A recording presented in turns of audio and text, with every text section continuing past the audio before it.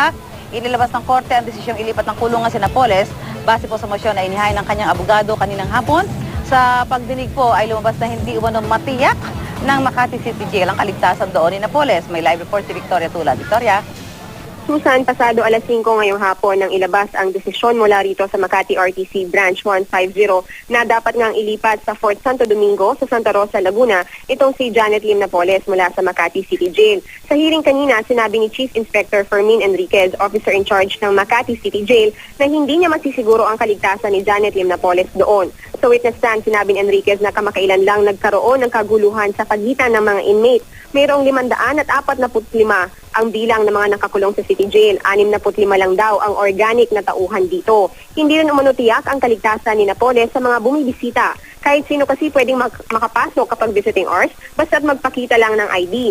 Nagkakaroon din daw, Susan, ng mga rally sa labas ng City Jail. Kaya nga rekomendasyon kanina ni Enriquez ay sa Camp Crame sa Quezon City o kaya ay sa Camp Bagong Diwa sa Taguig ilipat si Napoles.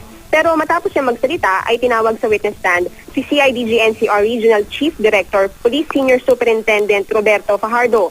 Ayon kay Fajardo, inocular nila ang Makati City Jail at sinabi rin niya na hindi nga ligtas si Napoles doon. Ang suggestion niya, kaiba kay Enriquez, ay ilipat si Napoles sa Fort Santo Domingo sa Santa Rosa, Laguna. Doon ikinulong noon si Senador Gringo Honasan at MNLF Chair Nurmi Suari. Sinang-ayunan naman ng lead counsel ni Napoles na si Attorney Lorna Kapunan ang rekomendasyon ni Fajardo. Maging si Enriquez, walang nakikitang problema raw rito at maaaring ang ilipat si Napoles doon. Hindi naman kinontra ng prosekusyon ang pagsama sa Fort Santo Domingo sa mga pagpipilian na maaaring paglipatan kay Napoles. Gayunman, hindi sila kumbinsido sa sinabi ni Enriquez na hindi nila kayang protektahan si Napoles sa Makati City Jail. Matatandaang dito rin kasi ikinulong noon si dating Batangas Governor Jose Antonio Leviste para sa kasong homicide. Wala naman daw naiulat noon na masamang nangyari sa kanya.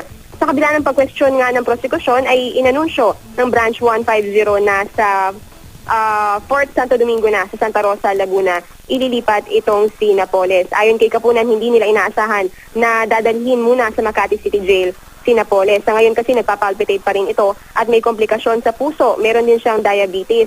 Dumating din sa hearing kanina, Susan, yung abogado ng kapatid ni Napoles na si Reynald Lim. Pero ayon sa kanila, hindi nila alam kung nasaan ang kliyente. Sa Lunes, ilalabas ang desisyon ni Judge Elmo Alameda kung mag-i-inhibit siya sa kaso. Kinukwestiyon kasi siya ng kampo nila Napoles at Lim dahil sa di umuning mabilis na pagbibigay ng warrant of arrest sa kabila ng kanilang request para sa motion for reconsideration sa aligasyong serious illegal detention. Sinabi rin sa atin, Susan, ng clerk of court na bahala na ang PNP sa kung kailan ililipat sa Santa Rosa, Laguna itong si Napoles. Susan?